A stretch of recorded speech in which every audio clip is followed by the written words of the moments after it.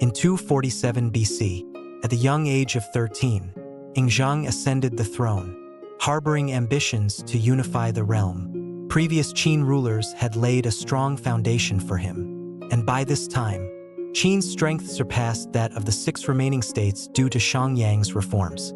However, despite being the 37th king of Qin, Yingzheng did not yet hold supreme power as all major affairs were controlled by Lü Buwei, a powerful minister with merchant origins.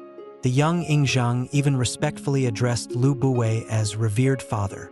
Previously, Lü Buwei had assisted Yingzheng's father, when he was held as a hostage in the state of Zhao. Amid tense relations between Qin and Zhao, the Qin court had chosen Yingzheng as a hostage due to his mother's lowly origins and his lack of favor with the crown prince. Lord Angua, in Zhao, Yingzheng lived in poverty and want, despite being a prince of Qin. At this time, Lü Buwei, already wealthy but desiring further advancement, turned to political investment and chose Yingzheng as his protege. He met Yingzheng, supporting him financially and even presented him with Lady Zhao, a beautiful dancer. Later, Lady Zhao gave birth to Yingzheng. Yingzheng sensed Lü Buwei's grand ambitions, and Lü Buwei candidly expressed his intentions. He explained that due to the tense relationship between Qin and Zhao, Yingzheng's life was at risk, and only Lü Buwei's support could ensure his safe return to Qin and potential claim to the throne. After becoming the adopted son of Lady Huayang and taking the name Zichu, Yingzheng began to receive strong support from her in his bid to become the heir. In 251 BC, following the death of King Zhaoxiang of Qin, Lord Angua ascended to the throne and was known as King Xiaowen of Qin. Under Lady Huayang's influence, she pushed strongly for Zichu to be made the crown prince. Meanwhile, Yingzheng, Zichu's son, was still in Zhao, living in hiding and danger with his mother, Lady Zhao. In 250 BC, Zichu sent envoys from Qin to bring his son back. That same year, King Xiaowen of Qin suddenly passed away after 3 days on the throne at the age of 54. Zichu succeeded him, becoming King Zhuangxiang of Qin. Upon Zichu's ascension, Lady Huayang was honored as the Empress Dowager Huayang, while Yingzheng's mother, Lady Zhao, became the Empress Dowager Xia. Lü Buwei was appointed Chancellor of Qin with the title Marquis Wenxin, granting him immense power as he started nurturing Yingzheng as a potential successor. Under Lü Buwei's control, Yingzheng was quickly named Crown Prince and began engaging in certain state affairs. However, King Zhuangxiang unexpectedly died after only 3 years on the throne, at the age of 35, leaving the court in a state of instability. With the support of his mother and Lü Buwei, the 13-year-old Yingzheng successfully ascended the throne, becoming Qin's 37th ruler. Though still young, Yingzheng absorbed his ancestors' teachings and resolved to never forget the animosity toward the eastern states. However, real power remained with Lü Buwei, and Yingzheng bided his time, learning quietly in the shadows, observing and preparing for the day he would fully seize control. N 251 BC, upon the death of King Zhaoxiang of Qin at the age of 75, Lord Angua succeeded him as King Xiaowen of Qin. Thanks to Empress Dowager Huayang's recommendation, Zichu was appointed the Crown Prince of Qin. After a long period of hardship in Zhao, Yingzheng was finally brought back to Qin. In 250 BC, King Xiaowen of Qin unexpectedly passed away only 3 days into his reign. At the age of 54, Zichu then ascended the throne as King Zhuangxiang of Qin and honored his adoptive mother by appointing her as Empress Dowager Huayang, while his birth mother, Xiaji, was made Empress Dowager Xia. Lü Buwei was appointed as Chancellor and granted the title of Marquis Wenxin. With the intention of maintaining long-term power, Lü Buwei focused on educating Yingzheng, viewing him as the rightful successor. With Lü Buwei's backing, Yingzheng quickly rose in prominence and was named Crown Prince. However, only 3 years into King Zhuangxiang's reign, he passed away at the age of 35, leaving the throne to 13-year-old Yingzheng. Under the influence of Lady Zhao and Lü Buwei, Zhang ascended as the 37th ruler of Qin. He kept in mind his ancestors' guidance to expand eastward, but his power was still limited due to Lü Buwei's tight control. As he grew older, Zhang began to take an interest in the nation's affairs and policies. Meanwhile, rumors circulated within the court about Lady Zhao's extravagant lifestyle. What angered Zhang most was her having 2 sons with her lover, Lao Ai. He felt these scandals tainted the royal family. Yet, due to filial duty, he could not openly condemn his mother. At the time, Zhang was only 21 and had not fully assumed control, so he could not exercise complete authority. His silence only emboldened Lao Ai, who took advantage of Lady Zhao's favor to advance his position, even using her influence to have himself titled Marquis of Chongqing. During a drunken episode, Lao Ai arrogantly claimed that even the king of Qin had to address him as temporary father, shocking many officials. Appalled by Lao Ai's arrogance, some officials gathered evidence to denounce him. At this point, Zhang could no longer remain silent. He planned to eliminate Lao Ai upon formally assuming power at age 22. However, when Lao Ai learned of this plan, he boldly plotted to assassinate Zhang and place his own son by Lady Zhao on the throne. At that time, Qin had just lost its great general Meng Ao, and the border required skilled generals for defense. Zhang chose to promote young generals like Meng Tian and Wang Jian, while also deploying troops from the vicinity of Hongguang to secure his coronation ceremony. When preparations were complete, Zhang and his entourage arrived at Yongcheng for the ceremony. At that moment, Lao Ai launched a surprise attack but fell into Zhang's trap and was swiftly defeated by 3,000 elite soldiers. Following his defeat, Lao Ai attempted to flee but was quickly captured by Wang Jian and brought back to Hongguang for judgment. In the court, Zhang personally sentenced Lao Ai to death for treason, ordering his execution by dismemberment. Lady Zhao was then placed under house arrest in the Fuyang Palace, with a strict order that anyone pleading for the Empress Dowager would be put to death. As a result, 27 ministers met their end, and even Lao Ai and Lady Zhao's 2 sons did not escape execution. In a fit of anger, Zhang made what he believed was the most righteous decision. The rebellion of Lao Ai's faction ended with the elimination of all involved. Yet Zhang still felt that things were not as simple as they appeared. After discovering the truth, Zhang secretly ordered the eunuch Zhao Gao to investigate Lao Ai and found that Lao Ai's access to Empress Dowager Zhao Ji was closely linked to Lü Buwei. Years ago, when Zhao Ji was Lü Buwei's courtesan, he had presented her to Yiren in exchange for position and power in the Qin court. When Yiren ascended the throne, Lü Buwei was appointed chancellor and held supreme power in Qin. Even after Zhang became king, Lü Buwei and Zhao Ji continued to meet in secret. However, as he aged, Lü Buwei began to fear that their history might be uncovered.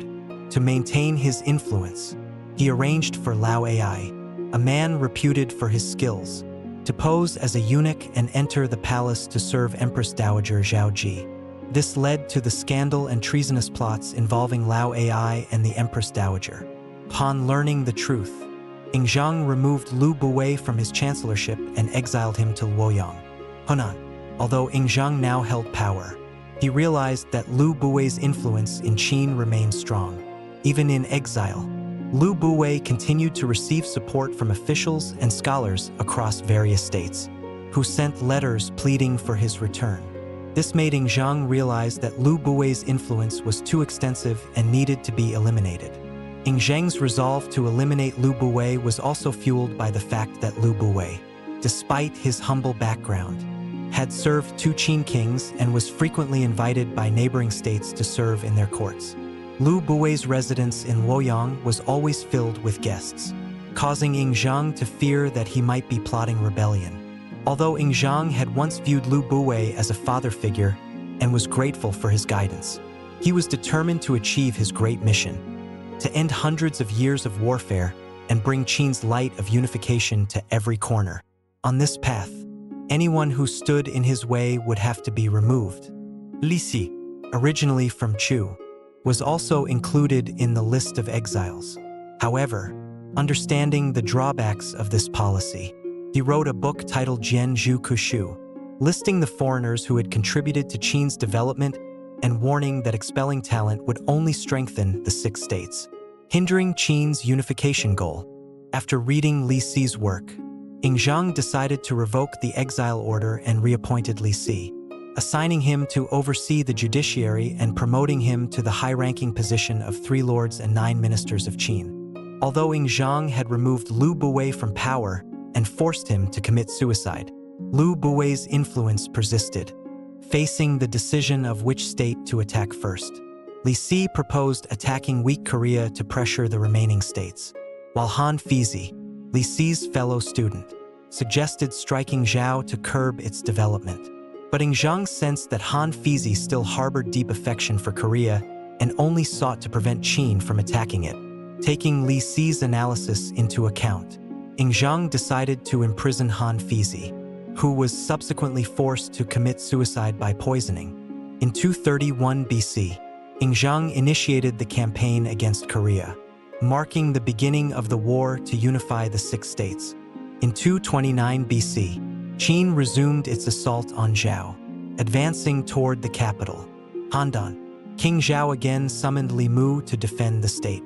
Li Mu succeeded in repelling many Qin attacks, preventing the Qin general Wang Jian from achieving a quick victory. Seeing Li Mu as the main obstacle to conquering Zhao, Qin secretly bribed Guokai, a favored minister of King Zhao, to spread false accusations that Li Mu was plotting rebellion. King Zhao, convinced by Guokai, summoned Li Mu and executed him. Months later, Qin exploited Zhao's loss, launched a full-scale attack, captured Handan, and took King Zhao prisoner, marking the official fall of Zhao. After Zhao's fall, the crown princes and remnants fled north and established a small state called Dai. However, 7 years later, Qin destroyed Dai, erasing Zhao from the map of the warring states completely. After defeating Wei, Zhang accelerated his plans to unify China. Now, only the states of Chu and Qi remained unconquered by Qin. Among them, Chu possessed vast territory and formidable military strength. Previous Qin rulers had attempted to conquer Chu several times but had failed. In 224 BC, Zhang sent Qin's 2 most skilled generals, Wang Jian and Meng Tian, to lead a massive force of 600,000 troops against Chu. Initially, Chu's forces resisted fiercely, but Wang Jian's strategy of patience and seizing the right opportunities gradually turned the tide. By 223 BC, after several hard-fought battles, Qin decisively defeated Chu, capturing the Chu king and annexing all of Chu's territory. Only Qi remained, weakened by years of neutrality. Seeing his neighboring states fall one by one to Qin, the king of Qi knew that resistance was futile and quickly chose to surrender. In 221 BC, Qi surrendered unconditionally, and Qin completed its unification of China, ending the Warring States period, which had lasted over 200 years. Zhang ascended as emperor, calling himself Qin Shi Huang, becoming the first emperor of China and inaugurating a unified dynasty that established the imperial system, which would endure for thousands of years. Qin Shi Huang immediately implemented policies to strengthen central authority, unifying script, currency, measurements, and transportation standards, laying the foundation for a unified and powerful China. After completely conquering the 6 states, Zhang officially ascended as emperor, taking the title Qin Shi Huang, finding the title King of Qin inadequate to reflect his supreme authority. He created the title Huangdi, or Emperor, a term derived from the titles of the 3 sovereigns and 5 emperors of legend. This marked the beginning of the imperial system, which would last for over 2,000 years. Under Qin Shi Huang's rule, the Qin dynasty undertook many reforms to unify China culturally and economically. He accepted the proposal of Chancellor Li Si, abolishing the feudal system that had existed since the Spring and Autumn and Warring States periods and replacing it with a system of prefectures and counties. Each prefecture had a governor as the highest official. directly appointed by the central court to prevent rebellion by feudal lords and consolidate the emperor's power. Below each governor was a structured bureaucracy responsible for economic management, population oversight, and security, ensuring each prefecture was firmly and efficiently governed. To implement cultural and commercial unity, Qin Shi Huang also standardized measurement systems, writing scripts, and currency across all counties.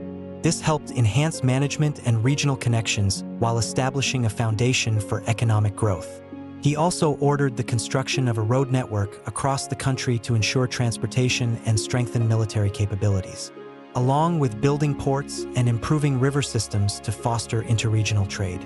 In terms of national defense, Qin Shi Huang saw the threat from the Xiongnu in the north and ordered General Meng Tian to command hundreds of thousands of soldiers to build the Great Wall to block invasions from the border. This became one of the world's greatest defensive structures, protecting the northern territories and solidifying the power of the Qin dynasty. Qin Shi Huang further promoted internal unity and stability by controlling opposing ideas. He believed that ideologies from the conquered states could lead to division and rebellion within the empire. Thus, he ordered the collection and burning of books not related to agriculture, medicine, and divination to eliminate ideas that could destabilize the empire. Scholars or individuals who kept banned books were severely punished. Qin Shi Huang focused not only on managing and protecting the country but also on exploring and conquering every corner of the vast empire he had built. Despite gaining a negative reputation during his rule, Qin Shi Huang left a great legacy of a unified China, a legacy that continued to develop and influence the nation for thousands of years. In terms of military organization, Zhang divided the forces into central forces, with generals appointed by the emperor to guard the borders, and local forces managed by counties to maintain order. This system lasted over 2,000 years and profoundly influenced subsequent dynasties. Though he conquered the 6 states by force, Zhang established the concept of a unified China for future generations. To promote unity, he standardized currency, writing, measurements, and regulated will widths to facilitate a road system from Xianyang to all counties. The road was 70 meters wide, with trees planted every 7 meters, a central lane reserved for the emperor, horse-drawn carriages on the sides, and a separate path for the military. As Qin expanded its territory, the Xiongnu in the north grew increasingly powerful. Consequently, Zhang dispatched Meng Tian with 300,000 soldiers to fight the Xiongnu and ordered the construction of the Great Wall to prevent invasions. In the south, he sent Zhao Tuo with 500,000 troops to expand the territory. Although the Qin Empire reached its peak strength, it still contained many hidden dangers. People from conquered states, especially Confucian scholars, viewed him as a tyrant, criticizing him in their writings. Zhang did not care.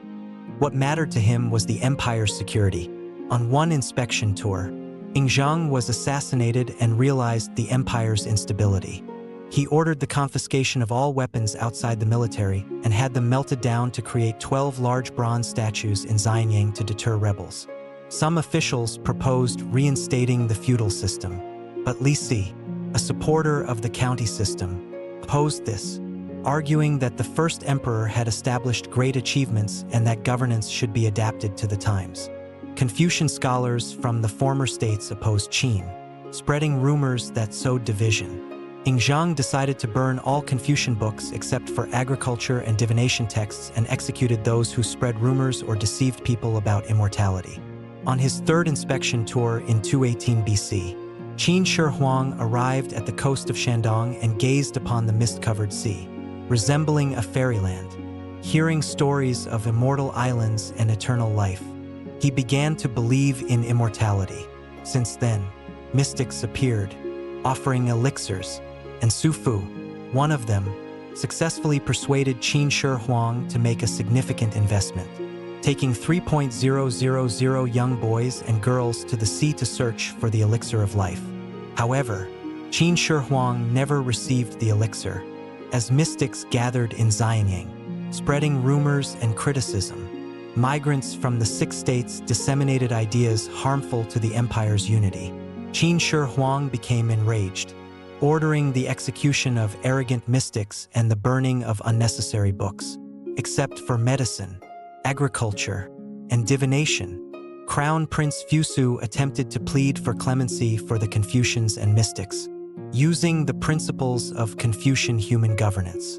This disappointed Qin Shi Huang, who believed that Fusu would struggle to subdue hidden powers within the empire. Consequently, he assigned Fusu to the frontier to assist Meng Tian in fighting the Xiongnu and building the Great Wall. In 210 BC, Qin Shi Huang embarked on his sixth inspection tour, entrusting Feng Tzuchi with handling state affairs. Accompanied by Li Si and his son Hu Hai, with Zhao Gao leading the escort team, when they reached Shandong, Qin Shi Huang fell gravely ill.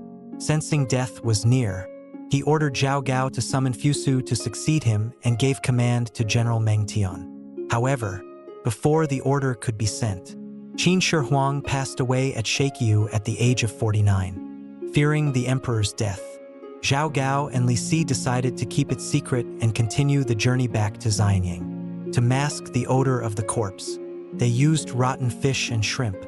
Eventually, Qin Shi Huang's body returned to Xianyang and was buried at the imperial tomb. Subsequently, Zhao Gao and Li Si forged Qin Shi Huang's decree, compelling Fusu to commit suicide and placing Hu Hai on the throne. General Meng Tian was also arrested on charges of treason. With Hu Hai's ascension, the Qin Empire, after uniting the Six States, soon descended into turmoil and instability.